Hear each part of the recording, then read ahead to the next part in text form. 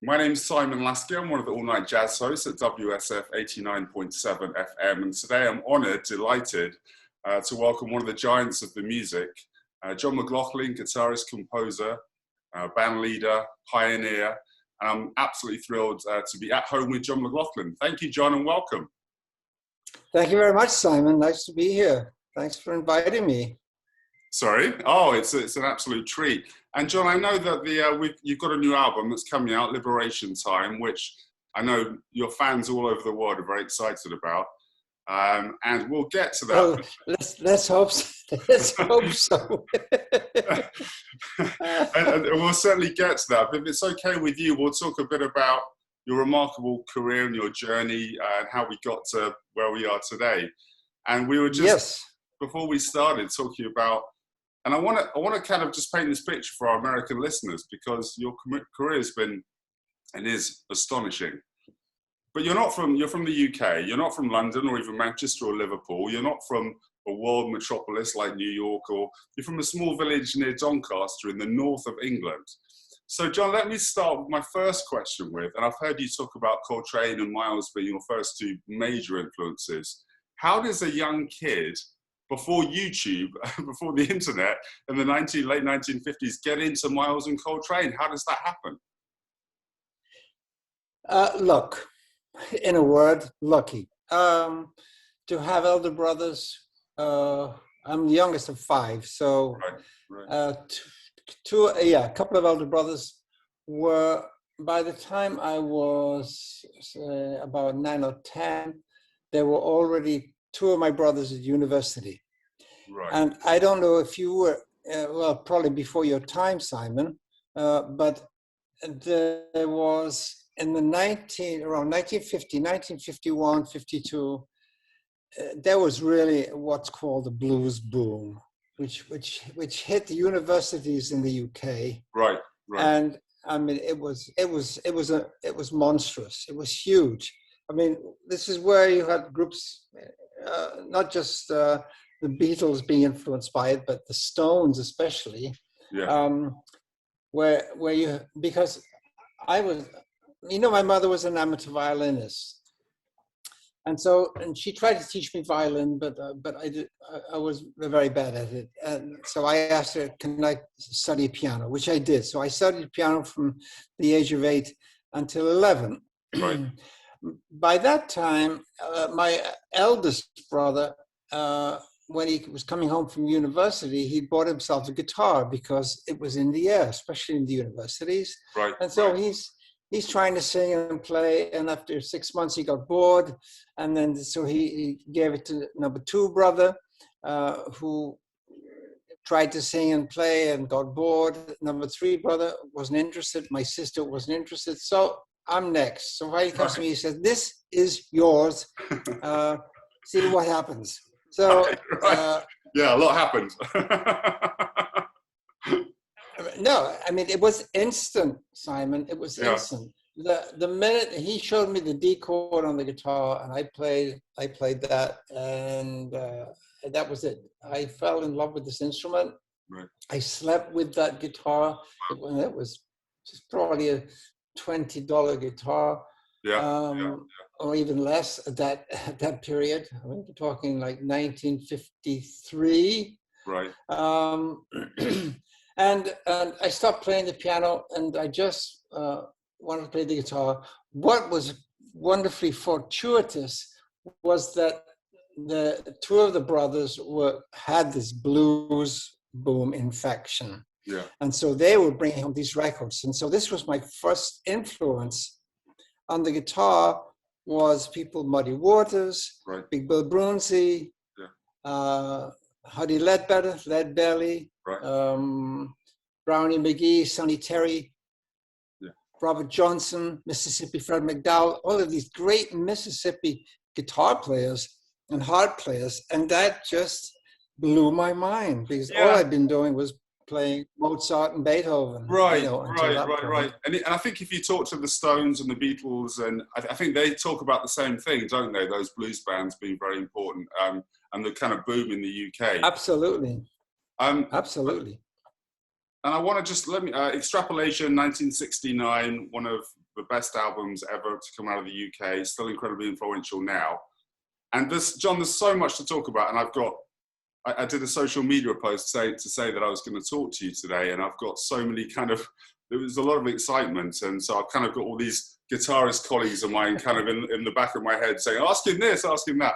But I'm going to go on my little merry way, and I've got the great artists, John, Louis Armstrong, Bill Evans, Miles, yourself. They have a sound, and all of us know that sound within half a bar, right? One phrase.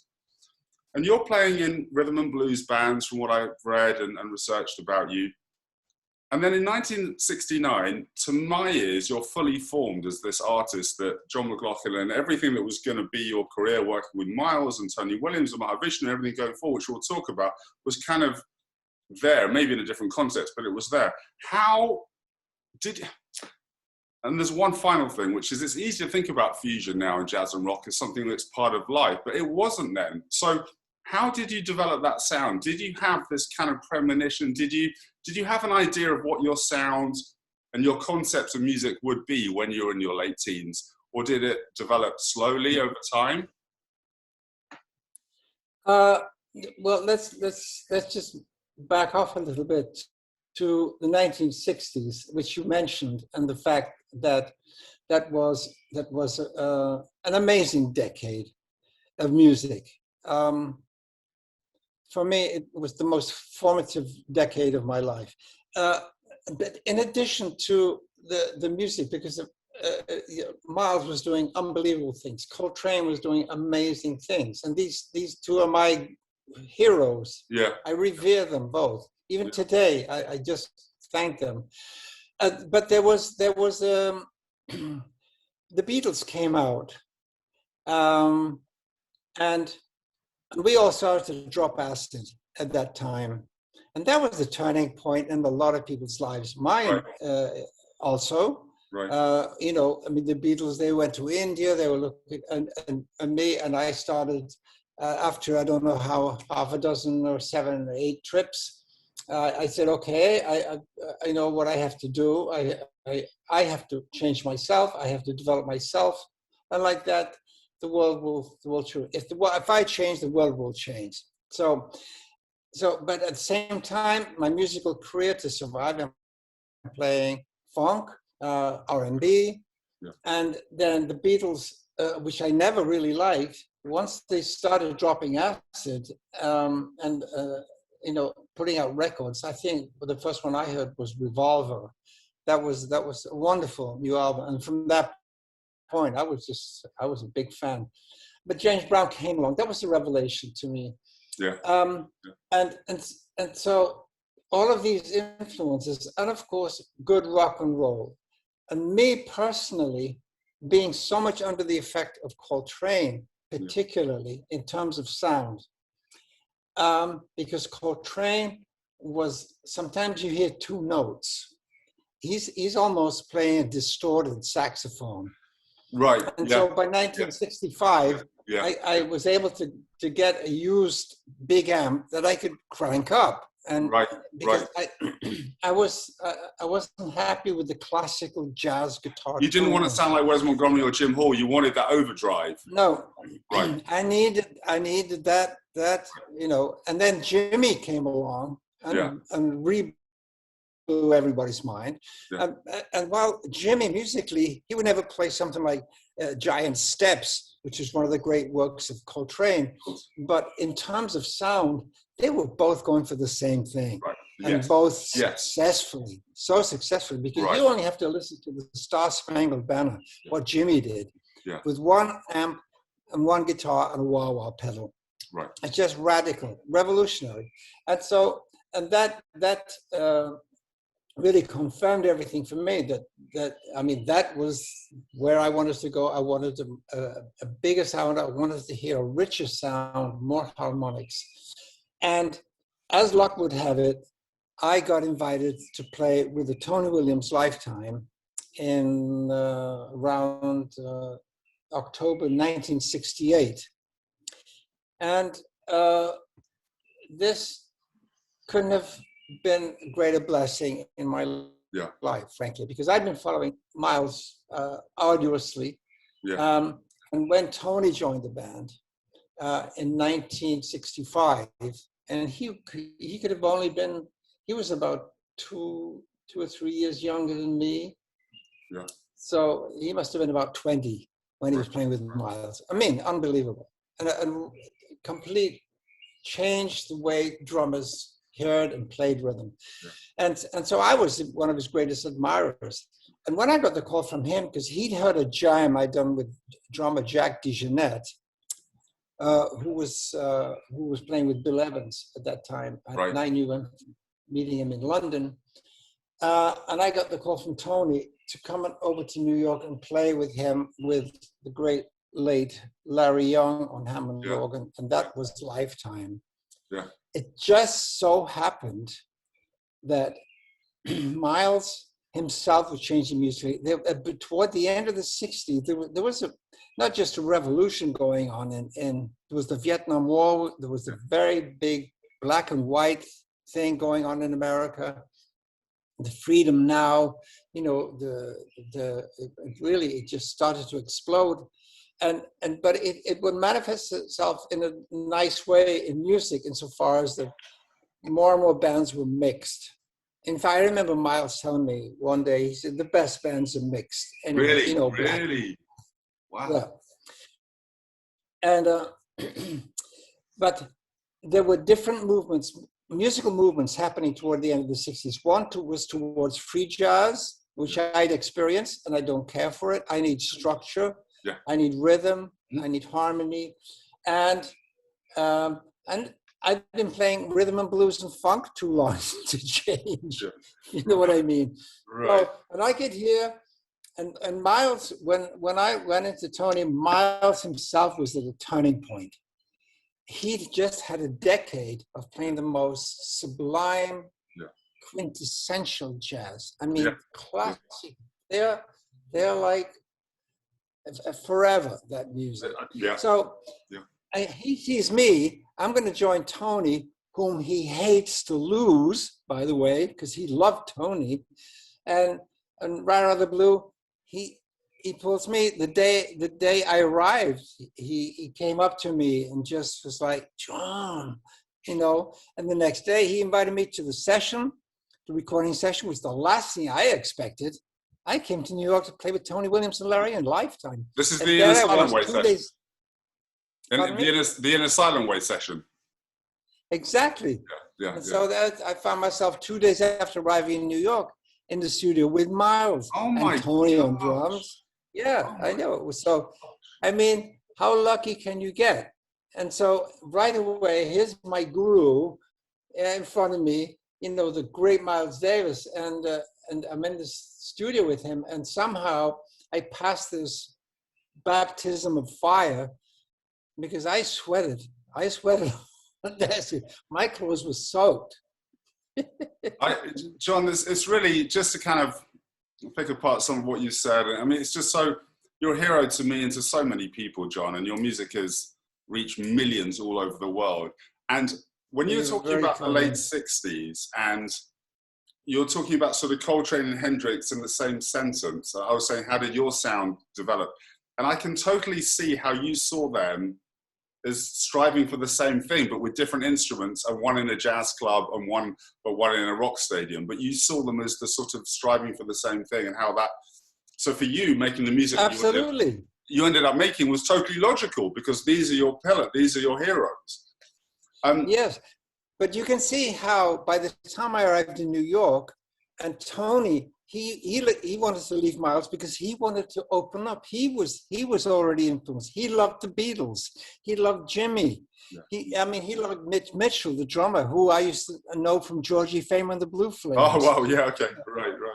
So there was so many different elements, musical elements, really budding and getting ready to explode. And this really was the beginning of fusion. And the first one who did it after Silent Way was about 6 or 7 months later. We were in the studio with Miles doing Bitches Brew. And this was radical. So if anybody invented jazz fusion, I think you got to look at Miles Davis. Yeah, and yourself and you know, weather report. And John, I want to go back one album because you've told this anecdote lots of times, and I heard you in an interview when I was in my early 20s with the BBC in 1997. And you told an anecdote about the Inner Silent Way sessions. And I was writing at the time a dissertation on Miles Davis. And this interview was very inspiring to me and hearing you talk. But you gave this Miles gave this lesson in band leading. And, you know, so you're at the Silent Way sessions and you've got this incredible facility. And any musician, any human ever if they're in a situation with Miles Davis, they want to show Miles what they can do in terms of language, vocabulary, chops, and everything else. And Miles said something to you, and can you tell us the story? Now, I know you've told it a lot, but there'll be listeners who have never heard this story, and it's one of my favorite jazz stories. So can you just recount that for our listeners? Yeah, well, I can do it very easily because In a Silent Way, the title track from that album was written by Joe Zawinul. And Joe Zawinul was on the session. I mean, on that session was a who's who, everybody was there. Just only on keyboards, there was Herbie Hancock, Joe Zawinul, Larry Young, Chick Corea, and Herbie Hancock. It's like the history of jazz in one session. I know. So, but the thing is, this tune was written by Joe, and Joe didn't know there was a guitar player on the date because I'd just been invited the night before. He's already landed 2 days earlier. So I arrive in the studio, and Joe says, "Oh, okay. You don't have a score, all right." And he made me a photocopy of his piano score. Oh, right. So I had the piano score, and so we ran the tune down as Joe had written it. Miles didn't care for it. He wasn't too happy about it. So we did it again, and he wasn't happy. And then so he stopped everything, and he looked at me, and said, "Play it on the guitar." So I said, "Oh, do you want the melody, the chords, everything?" Everything. That's Miles. I said, "But it's a piano part. You know, it's not a guitar part. You know, Miles, is that a fact?" You know, ironic, and so you know, I didn't know what to do. So I'm standing there. Well, you know, and then he sees me, and of course, he's an extremely sensitive man. And so out of the blue, he says this very famous anecdote: "Play it like you don't know how to play the guitar," which was a very significant statement. Only, you know, and then the musicians said, "Never heard that one before," because he was well known for his Zen statements. Yeah. Anyway, you know, I'm thinking, and you know, and every time was like a minute. Every second, I mean, was was an hour, and sweat is running off me. And I think, what does he mean? What does he want me to do? I don't know. All right, play it like I don't know how to play the guitar. Okay, anybody can play the E chord, right? Anybody can play the E chord. So I close the score, and I start to play. No rhythm, no chords, no, just do do do dee do ding a ling ding ding ding do dee do ding. But the red light was on. Yeah, right. And that was the take. By the time we got to the end, that was the take. And Miles heard it back, and he loved it. As to my enormous surprise, you know. But the thing is, you're saying, yes, normally you'd want to show off your chops and this and that. But when he said to me, "Play it like you don't know how to play the guitar," okay, I mean, that means something. You know, I'm not going to start playing loud. Anyway, it's a really slow tune. Yeah. And there's no rhythm. I'm just going to do the melody and do little embroidery here and there. And that was it. But he loved it. He loved John, it. It's so that was a miracle. It's wonderful, man. It really is. And on a personal level, you were 27 at the time, and I think if you can survive that baptism of fire, I think everything else probably seems like child's play. And I want he would do that to all of his musicians. Yeah. On stage, because he did it to me on stage. too. Really? But but another kind of baptism of fire, because the very first gig I had with him, which was shortly after that session, because when I wasn't playing with Tony, I was playing with Miles. I mean, best of all worlds. The guy from the village near Doncaster. So the very first concert, so I'm standing next to Chick, and I said, Chick, so what do you think? What are you going to play? I said, I don't know, man. I just don't know. Whatever, just be ready, right? So Miles comes in and says, yeah, right. Right. Yeah, around midnight, Thelonious Monk. Beautiful. Thank you. I'm glad I know it. So, but the tune, the recording that he's made of it, it comes out of the rubato section, just the melody, no rhythm, with just a da da da da da. It's just like a medium tempo. Sure. Okay, so he finishes the bang and they go da da da da da. Okay, cool. Da da bang. Only the tempo is.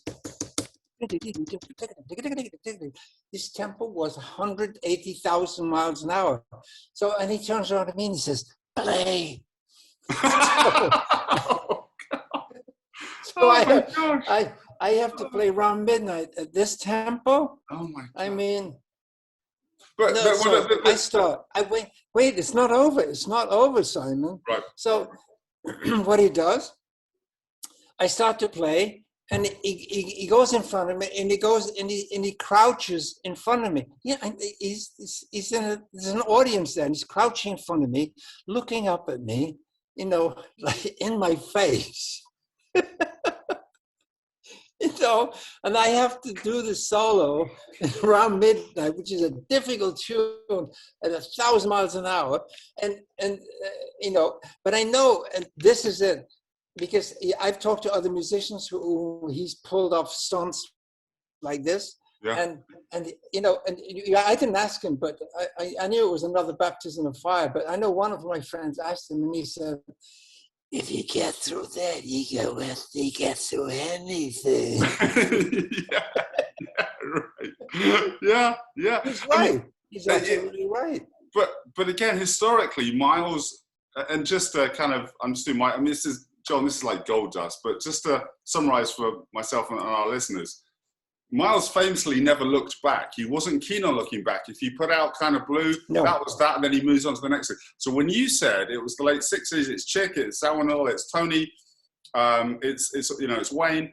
When you were saying that, and that famous round midnight arrangement, that's from 54, 55. So I'm like, that's really unlike Miles to do that. But what he changed was da da da da, and then he went at 1,000,000 miles an hour, and you'd be thinking, "Oh, cool, I'm here, nice." Exactly. And then he went surprise. And then he went, that's. I love that. Yeah, I mean, but by the time we got to Bitches Brew, he was so gracious to me. I mean, thanks to him, I really survived, because with Lifetime, we were scuffling.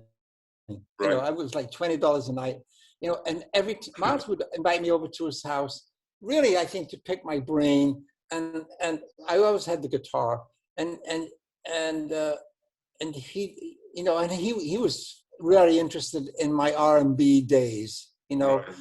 Yeah. And the funk things that I'd done and throughout the 60s. And he played a chord. He said, "What do you hear?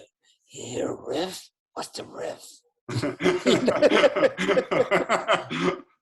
So, and we'd be hanging out. I mean, we were hanging out one day, and he'd never seen Jimi Hendrix play. Right. And I said, "You never seen Jimi play? Dang!" And so I found there was a Village Voice in his house, and I saw that the Monterey Pop Festival, 68 Festival, was playing in one of the downtown art cinemas. And I said, "Miles, I'm taking you to the movies later. We're going to see," and we were sitting in the movies, and Jimi came on. And Miles was just saying, "Damn." So he was, by the time we did Bitches Brew, I knew him very well. I knew him well. Yeah. And but in the sessions, that was another amazing thing about Miles. You're right about him teaching all of us how to get the best out of a band. Right. But in this Bitches Brew thing, I think in a lot of recordings, he was never really sure of what he wanted, but he was really sure what he didn't want. Yeah, wow. What he didn't want was to repeat himself. Yeah. He never wanted that. And he was always reinventing himself. Yeah. All the way until the very end. Unbelievable. John, I keep saying the same thing. I can't believe I'm fortunate enough to talk to someone who had these wonderful stories about one of the, giants of 20th century music. I mean, it's just, it's wonderful. Jazz is quite young. It's quite new still. So the pioneers were, the pioneers in classical music were Bach, and it's a long time ago. No one knows them. But the idea for us, it's like our music is quite young still. John, yes, it is.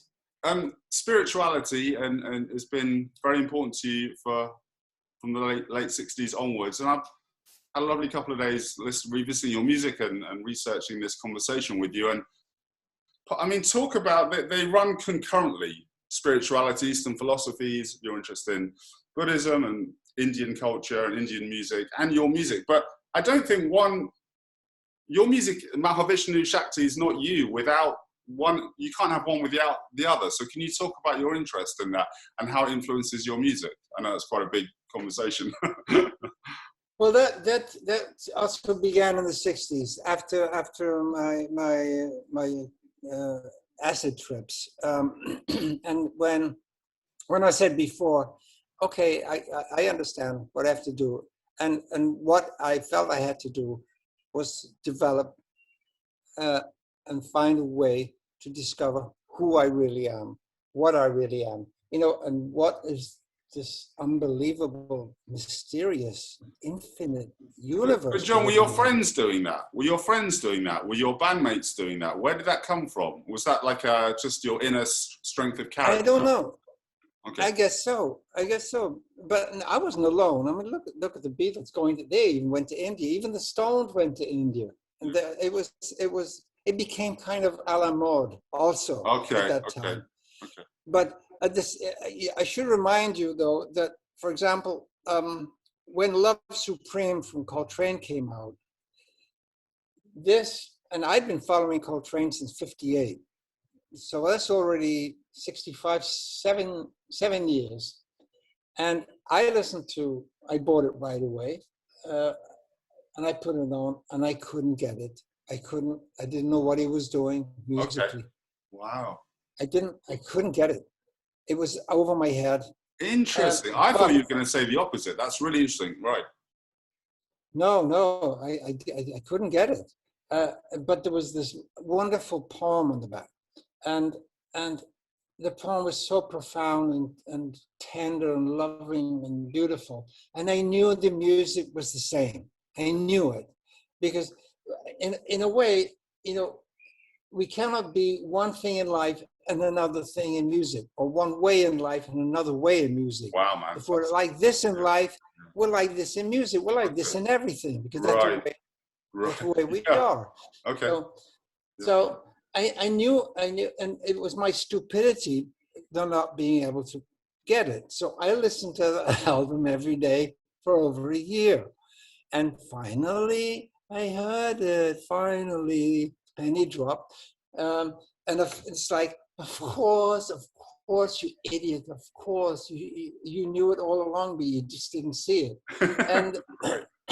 But this was very encouraging, because he was a very profoundly spiritual human being, and this happened at the right time. So it was very encouraging, because the 20s years, being 20 and try to be a jazz musician, which was impossible. This is why I was surviving playing rhythm and blues and stuff. Yeah. Although you take the R&B out of jazz, you don't have much jazz left, really, do you? Right. Sure. You're taking the soul out of it.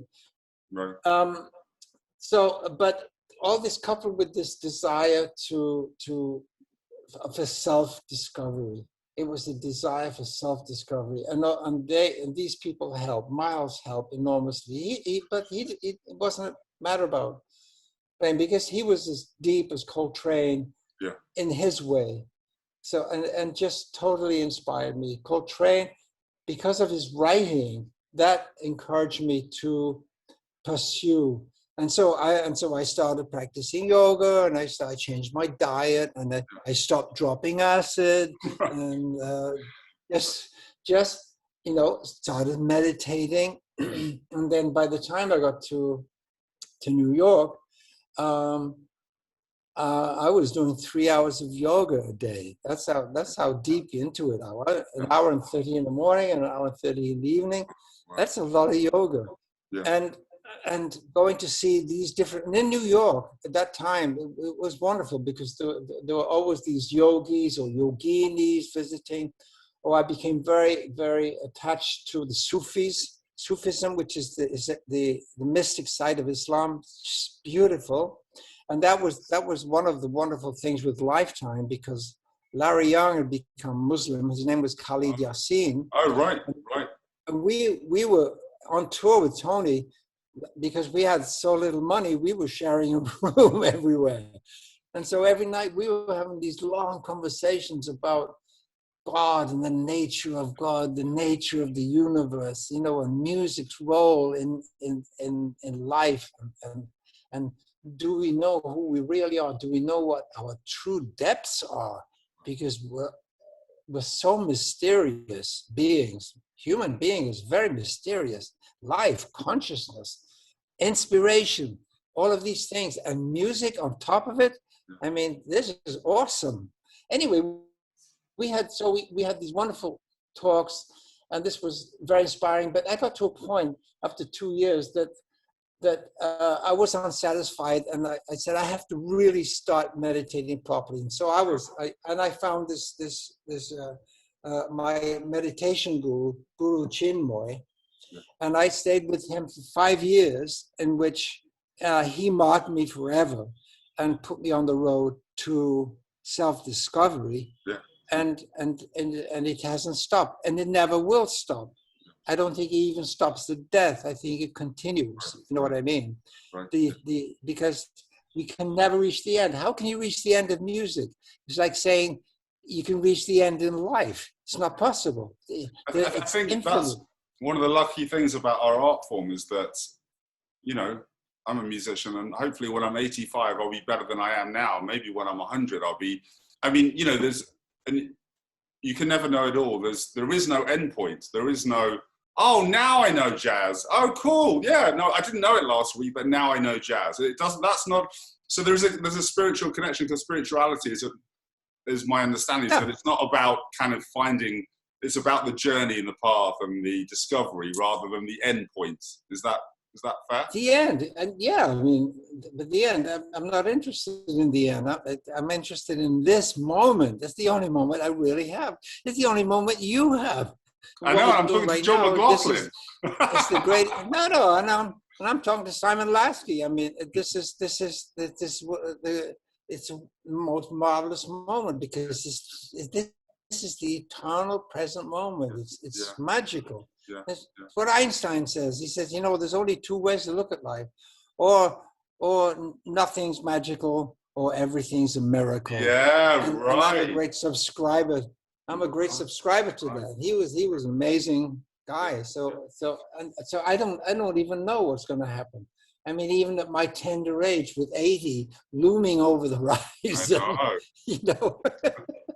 but I don't even know what 80 means. It's just an abstraction. It doesn't mean anything. It's a 79 doesn't mean number. anything. Oh, yeah. 22, no, it doesn't mean anything. What is important is how is your awareness of this moment, how you're aware of this unbelievable universe we exist in, and that we're so deeply connected to, and deeply connected to everything and everyone.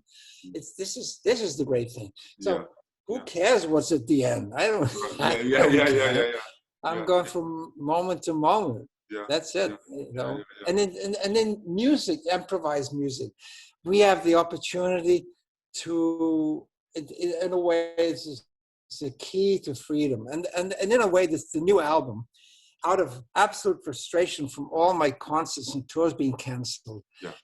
I was kind of like bursting at the seams by early October. And then all this music started to come out, and I knew it's liberation time. You know, I need my liberation. And that would right away was become the concept of the album.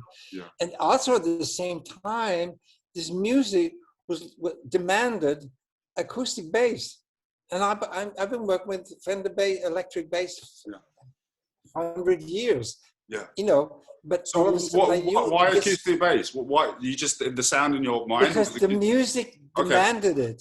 Yeah, you know, when the music, when the ideas and the music comes out, I don't want to mess with it. I want it to tell me where it wants to go.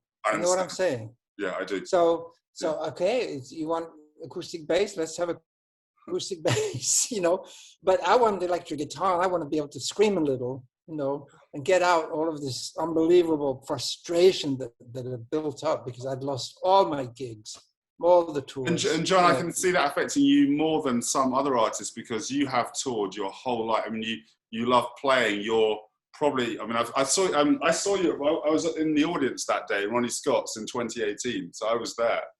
Oh, really? Yeah, and I can see you're really flattering me. You're very sweet, Simon, because I know you've got Ronnie Scott's. Yeah, Ronnie Scott's. Well, I was in the audience, and I mean, this changed my life. There's a whole, but it's really about you, John. I don't want to, but I can see you performed. You're sort of, and I think you've said before that without a guitar, you don't really know what to do. And you said when you were a kid, you went to bed with a guitar. So I can think of some artists who actually would not be distraught by the idea of not being able to tour and just do their thing for other humans. But for you, I can see that it would really affect you because you've toured your whole life and you know, that's who you are. I was getting crazy. Yeah. Absolutely. Can I, John, I want to ask you two sort of more practical things and then we'll talk about the album in detail because, so John McLaughlin is a composer. This was a really good question that came off a colleague of mine on Facebook. So your composing process, so going back to the early 70s of Mahavishnu, that's very intricate, complex music. Did you write it down or did you teach everyone by ear? And and then that's how you were then. What about now? How has that changed now? And do you write it down in Sibelius or Finale now? So your compositional process back then and now, can you talk about those? Well, it depends. You know, I'm not able to just sit down and write music. Okay. I have to wait till the music comes into me and says, "Write me down, whatever." But I might be in a car or in a plane or somewhere or in a train. And so if I have an idea, I have my iPhone and I will sing it into my iPhone. I'll sing the melody or I'll sing a rhythm, a particular rhythm that just comes in. Great. Or I might hear just a bass line. And I have to, if I'm at home, I'll write it down, I'll play it and write it down. So otherwise, because I know from experience, if you don't write your ideas down, they'll disappear. And it's like, now what was that? What was that I had? What was that I had? It was really good. It made me feel really good, but I can't remember it. Yeah. It's gone, you know. Yeah. I mean, more come, but that particular one is gone forever. So I always write it down, and then I say, what is that? What is it telling me? Is because the ideas come out. It's now concrete, and it's telling me where it wants to go. So I say, okay. I listen to it. Okay, I hear this particular harmony. Sounds like it would go very well with that, or the other way around. Sometimes I'll be working on the guitar, or even the keyboard, because my technique is completely gone now, but I can play, I know the harmonic of the piano and or on the guitar, and I'll find a harmonic movement that I really like. And it might come with a particular rhythm. And so I have, first of all, I have to learn to play it. And what it is, it's in my head. Yeah. And then once I play it, then I'll write it down. I'll put it on the computer, and I'll say, what is this? What am I supposed to do with you? Yeah, wow. You know, Yeah. and but then the ideas, they're always, because they're like living. So they talk to me, they say, I want to go this way. I want to go this way. I say, okay, we're going to go that way. I follow you. But it's always been like that. And but that's your spirituality again. That's a lot of your meditative stuff and the spirituality coming into your processes in music as well. It's a connection of the two things again. Well, I don't know, perhaps, but in a way, it's like a painter. You know, and a painter, he starts painting, you know, and then why would you want to modify it? It's a lovely expression you just made, and that's it. And sometimes, but this is where some of those funny times signatures came from, even in the early days, because I would hear a rhythm, I'd hear a series of, or some arpeggios, and it would be in 11. I'd say, what's it doing in 11? But that's the way it came out. All right, let's stay in 11. Right. I don't want to like. Don't put it in a box. Don't cut a bit off to make it fit in something.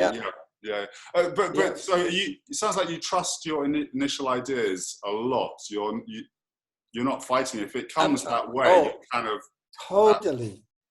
Totally, absolutely, 100%. Yeah, that's because and I know when they're unique. And I've never heard them. They may be related to stuff, because in a way, we're all thieves. You know, I've stolen all my life from everybody. But at the same time, when it comes out, you might hear this person, you might hear that person, you might hear all kinds of people, East, West, you know, Hispanic, who knows? Right. But the way it comes out in its own way. So I just let it be. You know, and I'm happy to let it be. There's some wonderful lessons in all of this, John. And in terms of your playing, I mean, you're one of the best guitarists of all time, and that's, people throw these phrases around, but with you, it's just a fact of life. And your clarity, so I was watching a lot of, getting back into your music, and you know, we all have these ideas. You execute your ideas with unnerving precision and clarity. And that's something that took a lot of work. Can you talk about your practicing when you were younger and how you got to that point? And then how much you practice now, and what's your practice regimen? How do you stay in shape? And so talk about the actual kind of physical side of what you do. The nitty gritty, yes. Yeah. But today is the same as it's been my entire life. Really? I want to play every day. I just want to play my guitar every day. But I have a kind of system now, because and I've written so many different compositions that are challenging still to me. The stuff you write, you find hard. Okay. A blues is challenging, because I am today like I wasn't yesterday. So something new is going on in me. Every day is different. But I will take a structure. It can be a blues, it can be a standard, or it can be a piece I've written. Yeah. And I say, okay, I have this structure with this harmony and this particular rhythm. Okay, I'm going to play it. Let me get deep inside this, and at the same time, deep inside myself. And I will just play that piece, I don't know, 45 minutes. Really? Just exploring the possibilities. Where can I go harmonically in extensions? What can I do rhythmically? And so I'll examine each aspect and just try and hear in my mind variations of the rhythm, different ways of looking at a rhythm. Can this phrase be inverted? Can I play it backwards? Yeah. Or, and can I transpose it in a way that keeps the integrity of the music? And so I will just play really, and I don't in a way, it's practice. But for me, it's just I have to play every day, because when I finish playing, my mind is very peaceful. I'm very happy. Yeah. Just to play. But I play sometimes hours every day. Still. Not for any reason other than the pleasure. Wow, man. It's incredible. Just to pick apart, because something you've said, and I mean, your facility and your ability is legendary. But say you're in the middle of a standard and you're in one of your 45-minute bursts, and this is, you might not want to answer this, but say, and you've been playing guitar since you were 11, and so it's a while now. So say you're just on a standard progression, it's chord 1 to chord 4, or it's 2 or 5 1, and you're still exploring these things. If you find a little kind of pattern or a device that gets you from chord 1 to chord 4 that you've not played before, do you stop and play it a bunch of times to master it, or can you keep going and is it already in there? No, I'll repeat it right away. You will, okay. Okay, so you are human. Right away. Okay. Absolutely. Okay. Absolutely. Okay. Yeah. Because you were saying like you're playing 45 minutes. I'm like, if you came up with something, is it it's just in there, or you stop and you play it a few times? Okay. Cool. Yeah. No, I'll repeat. No, I don't want to stop the music, but I'll try to. I'll remember the phrase, but try to keep it in context in what and without stopping the music. I don't want to stop playing. I want to keep it going, but so I will take that and go with the music without wanting to. But sometimes then I get to the end, and I'll look at this. I'll look at this particular phrase. Like today I was sitting in this. I had to have an X-ray of my knee because thanks to my doggy, I took a fall. So I have a twisted knee. So I had to go for an X-ray. So I'm sitting in the clinic waiting, and there's quite a lot of people there. And all of a sudden, I start to hear this. Wow, this is a very interesting phrase, and use a combination of of 4s and 3s together. And I'm seeing the guitar in my mind, and I see, yeah, I can do this, and oh yes, I can do it, and I can transpose it here. So, and I'm gone already. I'm gone, and I'm just sitting in You're sort of like a musical scientist, really. I think. Sorry. I think you're like a musical scientist. You've got the cogs are always whirring and coming up with ideas and things, and it's just you've been doing it so long. That's how you operate. You could probably be 110 years old and not remember your name, but you could still play a pattern of 11 divided by 14 backwards in retrograde, and like kind of. I don't know, but as long as I can play blues, Simon, I'm happy. Hey, let's talk about the new record, John. Liberation Time. Okay. Which is it's just been such a treat, man. Which I took a listen to this morning, and. Nice to see a couple of British names on there. It was funny because I saw Julian Siegel and Sam Burgess, and then I was like, oh, yes, it's nice of John to you. And then I was like, well, he is English, like he's a Brit. So because we associate you with America so much. So when I saw Brits on the light, I was like, oh, that's nice. It's like, well, no, he's from England. So come out of frustration at being locked down. You're in just beautiful form, John, on it. Talk about it, and more broadly, this is the best question, which I'm really excited to ask you. Talk about your album, and talk about the purpose of what we do in the broader context of how do we make what we do matter? How do we make an argument coming out of a pandemic that a jazz album is important? Because I think about that all the time, and I love asking the giants of the music that as well. Well, I think everything, the only thing that makes things work in this life, in every life, maybe in the whole universe, is love. And how much do you care? How much do you really care about what you're doing? How much do you really care about your playing? I care deeply, and you do too. But how do we make the case? I'm not asking. Matters? Yeah, I'm not asking you the question. It's a rhetorical question. Yeah, no, I know. I'm asking myself. Yeah. I'm asking myself, how much do I really care about this? How much do I care about the musicians who are next to me? They need inspiration. I need inspiration. We have, I mean, in the world, if we could inspire each other in the world instead of killing each other, it would be a happier world, wouldn't it? Better. But we're not out of that stupidness yet, are we? No. But the thing is, I'm here now, but I don't know when I'm gonna go. So every album I make, every concert I play is my last one. Yeah. In my mind, because I've lost too many friends, Simon, over the years, too many, for various reasons, and I know that one can gone. I'm in the process of losing friends right now, as a matter of fact, because of cancer. I'm sorry. And so, yeah, but as long as you've had a good life, I think, and done what you want, I think hell is when you get to then you say, well, why didn't I take a risk and do that? Why didn't I dare to do that? Be myself, dare to be yourself. And I think so.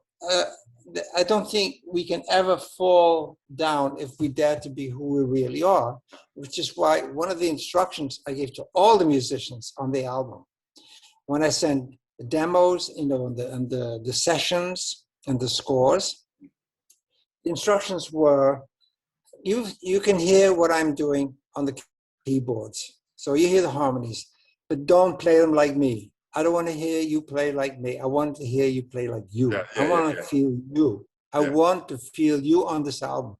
And if you're taking a solo, and actually you have a solo in this section here, be yourself. I want to feel you, the person. But how much do you care about what we're doing here?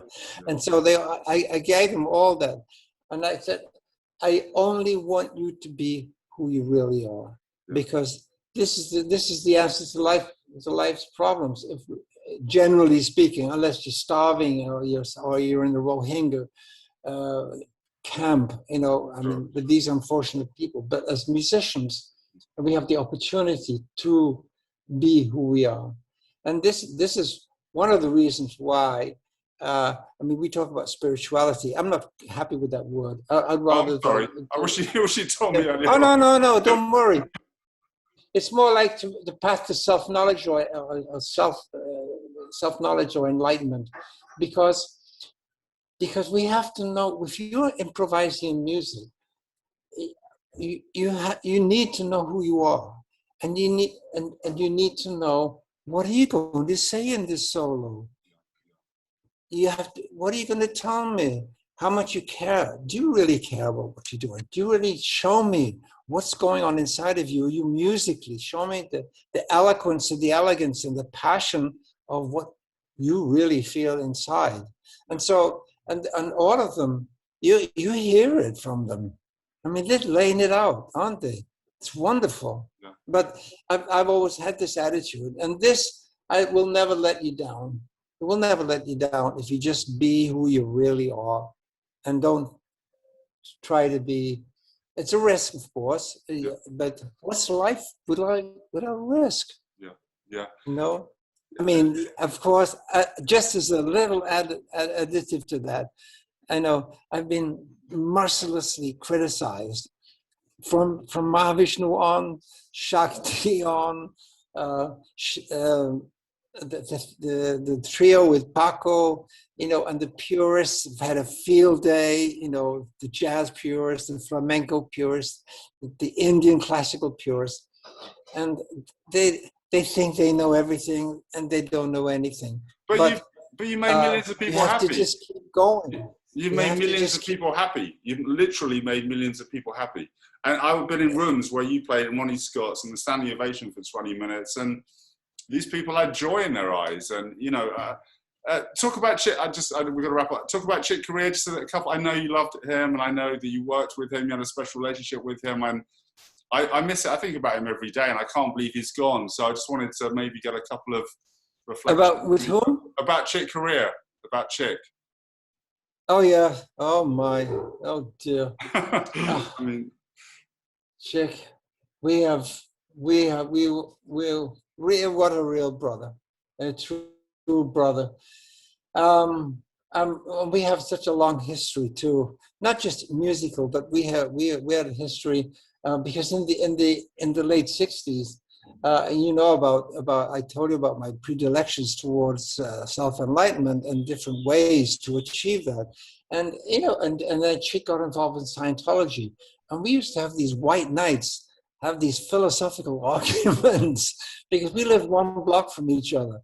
So not only we were I loved him musically, and I loved him even before I met him with Miles, because he was on a record of Montego Joe in 1966, and he's killing on it. He's killing on it. But he was, because he had this passion, he needed to discover who he really is, this great question of who am I? And we're not just this body, we're this pure awareness that's just infinite in depth. And so, but we were both going in different directions, but I was trying to bring him over to my side, and he was trying to bring me over to his side. And so we were having these philosophical arguments, but wonderful.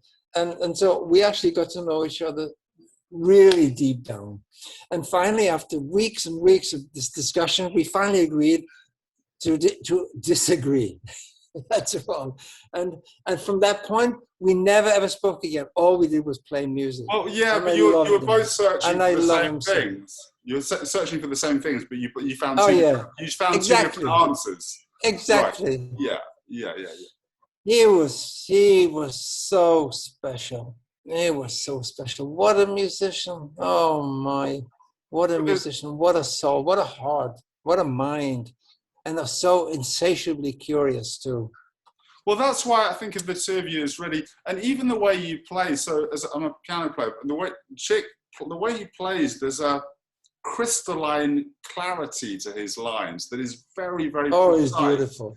And it's good. And when I hear you play, so the two of you are kind of cut from the same cloth. I mean, it's a pretty special piece of cloth, but I just wanted to, because that connection is really apparent to me as a listener, you know. Yes, we actually talked about making a ballad album. We never got around to it. He was perpetually busy. I'm pretty busy myself, but we had some great times on stage. Oh my, we even toured in the 80s as a duo. We toured Europe as a duo, and we played concerts in different places. At Montreux we played. In France we had 3 or 4 concerts. Germany. And that was just guitar and piano. Yeah. And we both loved it. We both loved it. Anyway, I hope I've given you something for your program. Well, John, I'm going to wrap up and just, I mean, it's been the most absorbing, inspiring hour. You've got your new record, Liberation Time, and it's released July. Help me out. When's it out, John? July 1st, I think, something July like 1st. that. Around the first days, yeah. And you might tour and play it again. We'd all love to see you, you know, touring with that band. It's a very tourable album. Yeah, I haven't even thought about that. Anyway, I actually have 2 gigs with the Fourth Dimension. Oh yeah, great. But Ranjit's blocked in India. He's blocked in India. Yeah. So, but there's the drummer from the piece Right Here, Right Now, Right On. On the album. Yeah. This morning. Yeah. Well, the drummer Nicolas Vicaro, who is from Nice in the south of France, wonderful drummer. He's going to depth for Ranjit Barot. So. I've got 2 gigs, man. Hey. Amazing. And the concerts are in France, near where you are now? Yes. Well, near here, just down the coast in Juan-les-Pins, on Tibes. A very famous festival since the 40s. I know. I've been there. Yeah, it's beautiful, isn't it? La Pinède. And then we have 2 days after, we have a concert in St. in Switzerland. And that's it for the year. 2 gigs. Well, John, thank you for your time. Thank you for your music. Thank you for the words of wisdom which we've had over the last hour, and the anecdotes and the stories. You're very kind. Thank you. Thank you for inviting me. Oh man, it's been an absolute pleasure to be at home with John McLaughlin for WUSF 89.7. We wish you luck with the release of the album. People can get their copy, vinyl, CD, download, streaming from July 1st. And thank you. We thank you for everything. Thank you, Simon. Blessings and peace. Thank you.